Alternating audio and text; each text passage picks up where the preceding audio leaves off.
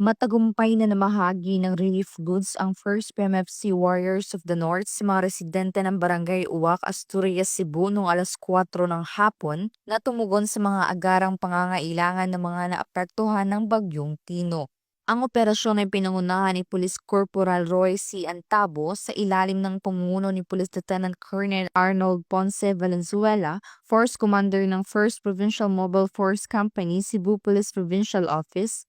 Ang nasabing aktibidad ay naging posible sa pamamagitan ng mga coordinating donor, ang Gospel Movement Church. Binibigyang diin ang misyon ng pangako ng unit sa mabilis na pagtugon sa kalamidad at pakikipagtulungan sa komunidad. Patuloy ang First PMFC sa pakikipagtulungan sa iba't ibang ahensya, lokal na pamahalaan at mga stakeholders upang matiyak na maparating ang kinakailangang tulong ng mga apektadong residente.